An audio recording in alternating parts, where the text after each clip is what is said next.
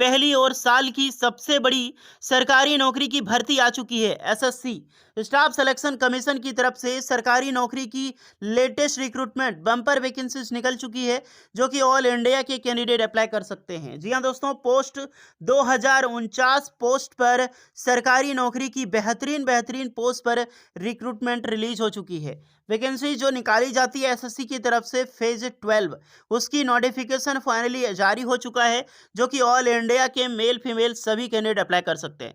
क्या इस इंडिया में एसएससी सिर्फ एक ही ऐसी वैकेंसी रिलीज करती है नोटिफिकेशन फेज 12 यानी कि फेज की वैकेंसी निकालती है, जिसमें से ऑल इंडिया के कोई सा भी क्वालिफिकेशन से अप्लाई कर सकता है, चाहे आप 10th पास हो, 12th पास हो, आईटीआई हो, डिप्लोमा हो, बीटेक हो, डिग्रीज किया हो, सारे कैंडिडेट एलिजिबल होते हैं, क्योंकि अलग अलग पोस्ट होती है सबकी, अलग अलग डिपार्टमेंटल बेसिस पे वैकेंसीज रिलीज होती है। तो यहाँ पर आईटीआई टेक्नीशियन जिसमें कि अलग अलग पोस्ट है, क्राफ्टमैन की वैकेंसीज है, क्राफ्टमैन की जबरदस्त पोस्ट है आईटीआई स्टूडेंट के लिए, जूनियर इंजीनियर डिप्लोमा वालों के लिए जेई की पोस्ट निकल चुकी है। तो चलिए आईटीआई डिप्लोमा वाला हम स्टेप बाय स्टेप देखते हैं कौन कौन सी पोस्ट के लिए आप एलिजिबल हैं, कैसे ये सरकारी नौकरी आपको मिल सकती है, क्योंकि ये सेंट्रल गवर्नमेंट की जॉब है। और आपको पता है एसएससी क्या डिपार्टमेंट है यार, इसमें अगर आपकी जॉब्स मिल जाए तो रॉयल लाइफ होगी आपकी। तो चलिए स्टार्ट करते हैं, डिटेल नोटिफिकेशन वाइज बात करेंगे 1 to 1। इससे पहले आगे बढ़ें, जितने भी स्टूडेंट हैं, अगर आप अभी तक सक्सेस दिलीप को सब्सक्राइब नहीं किए, so please do subscribe and hit the bell icon, ताकि इसी तरह लेटेस्ट गवर्नमेंट जॉब की रिलेटेड अपडेट आपको बराबर मिलते रहे। तो गाइज ये है ऑफिशियल नोटिफिकेशन, वैकेंसी रिलीज की गई है 26 फरवरी 2024 को। इसकी लास्ट डेट है अप्लाई करने के लिए 18 मार्च 2024 तक आप आराम से फॉर्म अप्लाई कर सकते हैं। एंड इसको विंडो जो फॉर्म करेक्शन है, आप अगर फॉर्म में गलती होगी उसकी एडिट कर सकते हैं, जिसकी 22 मार्च से 24 मार्च तक जो लिंक है वो एक्टिवेट होगी। ऑनलाइन फॉर्म फी 19 मार्च तक आप अप्लाई कर सकते हैं। सीबीटी जो एग्ज़ाम्स होगा 6 से 8 मई 2024 को एग्ज़ाम जो है वो कंडक्ट कराई जाएगी। ओके, ये फॉर्म ऑल इंडिया के कैंडिडेट अप्लाई कर सकते हैं, क्योंकि वैकेंसी निकाली गई है टोटली एसएससी की तरफ से। यहाँ पर एज लिमिट की मैं बात करूँ, देखिए नॉर्मली अलग अलग एज लिमिट है, क्योंकि पोस्टें अलग है। तो नॉर्मली रखो 18 से 25 साल होती है, किन्हीं की 18 से 27 है, 18 से 28 है, 18 से 35, 18 से 37, लगभग इस तरह क्योंकि जो जो पोस्टें हैं सबके लिए अलग अलग पोस्ट की तरफ से अलग अलग वैकेंसीज और अलग अलग आप सभी कैंडिडेट के लिए एज लिमिट रखा जाता है। देन यहाँ पे एज रिलैक्सेशन प्रॉपर मिलेगी, एसटी एससी वालों को 5 साल की, ओबीसी वालों को 3 साल की। अगर आप पीडब्ल्यूडी कैंडिडेट हैं तो अपनी कैटेगरी वाइज 10 साल एंड अलग अलग रिलैक्सेशन एज के लिमिट अनुसार आप ले सकते हैं। इसमें जो भी कैंडिडेट अप्लाई करेंगे पर एप्लीकेशन पर आपको 100 रुपये यानी कि 100 रुपये एप्लीकेशन चार्ज लगता है, और ओनली जनरल ओबीसी कैंडिडेट को लगेगा। ईडब्ल्यूएस जितने भी एसटी एससी कैंडिडेट हैं या फिर फीमेल कैंडिडेट हैं या फिर अगर आप पीडब्ल्यूडी कैंडिडेट हैं तो उनके लिए कोई भी एप्लीकेशन चार्ज यहाँ पर नहीं लगता है, वो बिल्कुल free of cost form apply कर सकते हैं। और फॉर्म अप्लाई करने की लास्ट डेट है आपकी 19 मार्च 2024। देन जो भी कैंडिडेट फॉर्म भरेंगे जब उनकी एग्जाम्स होगी तो रीजन पहले ये समझ लो, ये जो वैकेंसी रिलीज की गई है अलग अलग रीजन वाइज वैकेंसी है, अलग अलग डिपार्टमेंट वाइज वैकेंसी है। सबका डिपार्टमेंट अलग होता है, जैसे कि मिनिस्ट्री ऑफ डिफेंस से वैकेंसी निकल जाती है, ministry of external affairs, ministry of urban affairs, water department से, या फिर अलग अलग डिपार्टमेंट से वैकेंसीज यहाँ पर निकलती है। उस डिपार्टमेंट में ग्रुप सी, ग्रुप बी, इस तरह की रिक्रूटमेंट आती है, ग्रुप डी की भी आती है, एमटीएस की भी वैकेंसी है।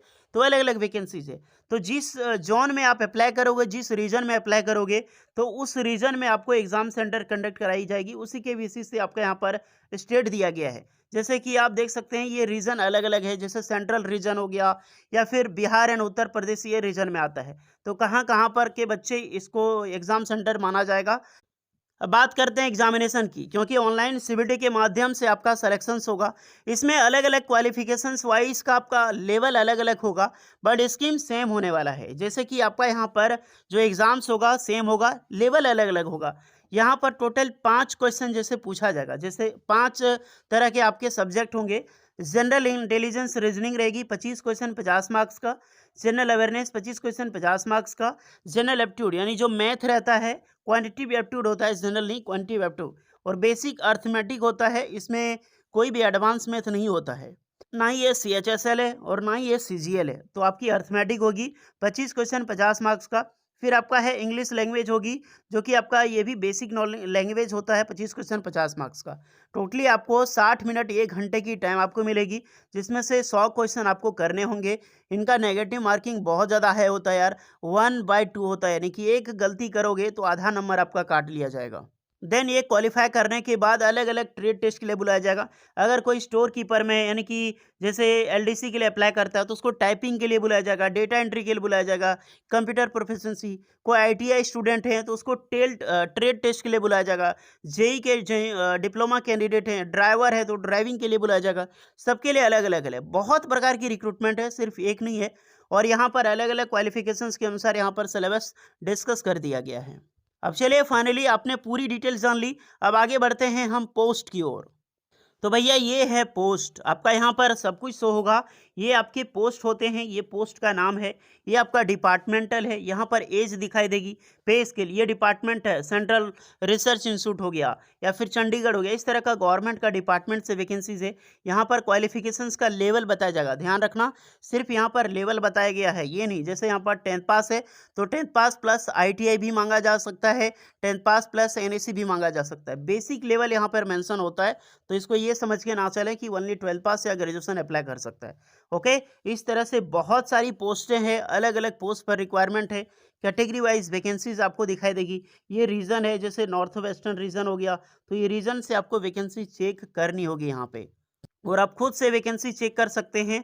बहुत तरह की पोस्टें हैं, क्योंकि सब पोस्ट बताना यहाँ पर क्या है कि इम्पोर्टेंट ना है, और ना ही सब पोस्ट हम बता सकते हैं वीडियोज़ में, वीडियो काफ़ी लंबी हो जाएगी। नॉर्मली जो मैंने जेई की पोस्ट बता रखी है वो, और आईटीआई के स्टूडेंट के लिए, चलिए देखते हैं। यहाँ पर मैं फिर से बता दूँ, 10th पास के कैंडिडेट भी एलिजिबल हैं, 12 पास अप्लाई कर सकते हैं, डिग्री अप्लाई कर सकता है, बीटेक, आईटीआई, डिप्लोमा, यानी कि जो भी क्वालिफिकेशन से आप बिल्कुल यहाँ पर अप्लाई कर सकते हैं। देख सकते हैं ये सारी पोस्ट निकाली गई है यार।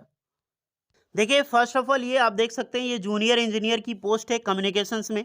तो मैं आपको सारे ब्रांच के लिए बताऊंगा, क्योंकि अलग अलग डिपार्टमेंट में हर जगह कहीं ना कहीं पोस्ट की जाती है। ये मैकेनिक की पोस्ट है। ये एक आईटीआई स्टूडेंट अप्लाई कर सकता है, 10th पास प्लस एनएसी किया हुआ हो, या फिर आपने आईटीआई किया है तो बेशक आप अप्लाई कर सकते हैं ये मैकेनिक की पोस्ट के लिए।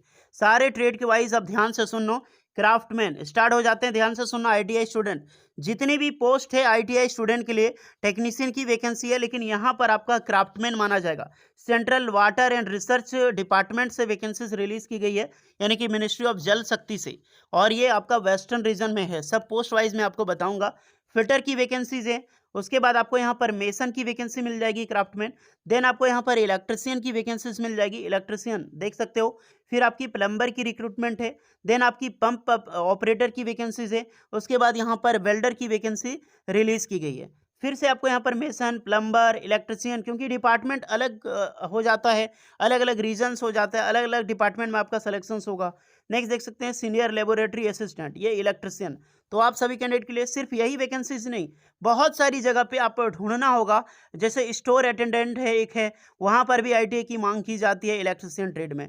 तो अलग अलग ट्रेड है। नॉर्मली जो ट्रेड से रिलेटेड मैं आपको बताना चाहता था, ये क्राफ्टमैन, अब इसमें अप्लाई कर सकते हैं। कई सारे स्टूडेंट पूछेंगे, यहाँ पर आपको सिर्फ मेंशन नहीं मिलेगा मैट्रिकुलेशन। मैट्रिकुलेशन तो आईटीआई कैसे हम पता करें, तो चलिए मैं आपको चेक करके बता देता हूँ। अब थोड़ा मैं जूनियर इंजीनियर की पोस्ट वाइज बता देता हूँ। देख सकते हैं ये जूनियर इंजीनियर की वैकेंसीज है। जेई जूनियर इंजीनियर, यही आपका जेई, जिसमें टेक्निकल की रिक्रूटमेंट, केमिकल, फिर आपका जेई मिल जाएगी जूनियर इंजीनियर। जैसे यहाँ पर देख सकते हैं एमुनेशन से डिपार्टमेंट, यही एमुनेशन का डिपार्टमेंट गाइस, ये आपका है मिलिट्री इंजीनियरिंग सर्विसेज, यही है आपका। जो भी कैंडिडेट है मिलिट्री इंजीनियरिंग सर्विसेज में अप्लाई कर सकते हैं। यहाँ जूनियर इंजीनियर की बहुत सारी डिपार्टमेंट निकाली गई है। स्मॉल आर्म्स में, ये वेपन्स में रिक्रूटमेंट है। फिर आपको यहाँ पर मिल जाएगी, देख सकते हैं ये मेटलर्जी की रिक्रूटमेंट है, और यहाँ पर अलग अलग डिपार्टमेंट, ये भी मिलिट्री रिक्रूटमेंट में निकाली गई है। तो इसमें ब्रांच आपको मिलेंगी, जो कि मैं आपको चेक करके बताऊंगा। इसमें ध्यान रखना, ये सेंट्रल रीजन की रिक्रूटमेंट है सिर्फ। ओके, तो काफ़ी सारी जूनियर इंजीनियर, जैसे व्हीकल्स में रिक्रूटमेंट निकाली गई है, स्टोर जेनेटिक्स में, रडार में वैकेंसीज है। तो ये सारी जो रिक्रूटमेंट, ये साइंटिस्ट यहाँ पर बीटेक अप्लाई कर सकते हैं, ये जूनियर इंजीनियर। तो इसमें जो भी मैं अब आपको बता रहा हूँ, ये आपका है डीजीक्यूए डिपार्टमेंट है आपका, और ये डिपार्टमेंट आता है मैंने जो आपका MES में, यानी कि military engineering services, ministry of defence. बहुत बड़ा अपॉर्चुनिटी निकाली गई है जेई वालों के लिए। ये मौका मत छोड़ना, जितने भी स्टूडेंट हैं जेई की पोस्ट पर। सिर्फ यही नहीं, अलग अलग बहुत सारी डिपार्टमेंट में जेई की आईटीआई की वैकेंसीज है, भरा पड़ा है, जो कि आपको चेक करना है स्पेशली वाइज, और यहाँ पर आपको देखना है। चलिए मैं आपको चेक करके बताता हूँ कि कैसे चेक करते हैं, जहाँ पर आपको भरोसा हो जाए। एक लिंक मिलेगी डिस्क्रिप्शन में पोस्ट वाइज डिटेल्स चेक करने के लिए, तो उसको क्लिक करना। दोबारा यहाँ पे एक्सेस कर आओगे, यहाँ पर सेलेक्ट एग्जाम करना। एग्जाम सेलेक्ट में ध्यान रखना, ये फेज 12 की रिक्रूटमेंट है। फेज 11 की अगले साल निकली थी 2023 में। फेज 12 पर 2024 क्लिक करना है। सेलेक्ट रीजन, सेलेक्ट रीजन में सबसे पहले हम आईटीआई स्टूडेंट के लिए देखते हैं, तो आईटीआई स्टूडेंट वाले वेस्टर्न रीजन पर सेलेक्ट करके सर्च बटन पे आपको यहाँ पर क्लिक कर देना है। तो यहाँ पर जितने भी पोस्ट हैं, पहले मैंने बताई थी ना मैकेनिक भी आईटीआई स्टूडेंट के लिए होता है, तो मैकेनिक की आपको आंख जो बटन दिखाई दे रहा है उस पर क्लिक कर सकते हैं। तो यहाँ पे सारी चीज़ें आपको शो करेगी। हालांकि इसमें जो अप्लाई कर सकता है उसकी डिटेल्स यहाँ पर सब कुछ बताई जाएगी, जैसे कि आपका इसेंशियल 10 तो होगा ही वही है। दूसरी आपकी नॉलेज व्हीकल मैकेनिज्म में, या फिर ड्राइविंग की नॉलेज होनी चाहिए, सर्टिफिकेट होनी चाहिए मैकेनिक मोटर व्हीकल में, या फिर as a engineering automobile trade में। ये आईटीआई स्टूडेंट होता है, देख सकते हो।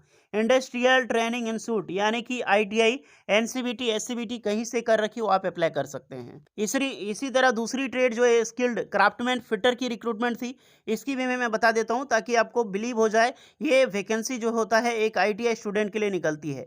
यहीं पर आपको दिखाई देगी ये पोस्ट के बारे में, जहां पर 10th pass plus ITI national trade certificate ITI pass out होना चाहिए, तभी आप अप्लाई कर सकते हैं फिटर का, होपफुली। और इसी तरह इसको बढ़ाते बढ़ाते सारी चीज़ें इलेक्ट्रिशियन वाइज चेक करोगे, जैसे कि मैंने बताया था ना, यहाँ पर सबकी वैकेंसी है तो आ चुकी, देख सकते हो। ये मेसन की है, इलेक्ट्रिशियन की, प्लम्बर की, पंप ऑपरेटर की, वेल्डर की। तो ये सारे आईटीआई के स्टूडेंट अप्लाई कर सकते हैं भैया। ओके, मौका मत छोड़ना, जितने भी स्टूडेंट हैं आईटीआई, जबरदस्त रिक्रूटमेंट निकाली गई है। एक बहुत बड़ा डिपार्टमेंट में एक आपका ऑफिसर्स के नीचे आपका सिलेक्शन मिलने वाला है।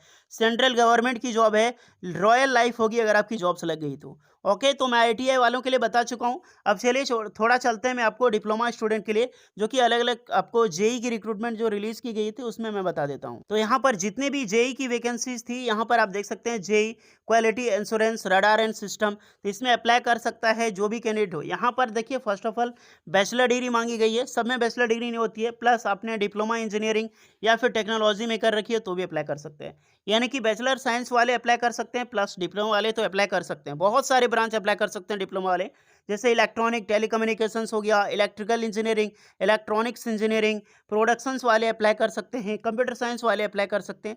तो ऑलमोस्ट अलग अलग ओपन करके आपको चेक करना होगा इसी तरह, ताकि आपको पता चल सके। जैसे मेटलर्जी की रिक्रूटमेंट है, तो यहाँ पर कौन अप्लाई कर सकता है। यहाँ पर देखिए बैचलर डिग्री मांगी गई है, आपने साइंस से या फिर सब्जेक्ट से कर रखी हो, प्लस आपने डिप्लोमा मेटलर्जिकल इंजीनियरिंग में कर रखी हो, प्रोडक्शन से डेवलपमेंट में, तो भी आप अप्लाई कर सकते हैं। तो 1 बाय 1 इसी तरह आपको चेक करनी है और अप्लाई करनी है। 18 मार्च तक लास्ट डेट है, मौका मत छोड़ना है। सारी चीज़ें मैंने आपको बता दी है कि कितनी वैकेंसीज रिलीज की गई है, कैसे चेक करनी है, और कौन कौन सी पोस्ट वाइज आपको अप्लाई करना है, कौन कौन से रीजन में।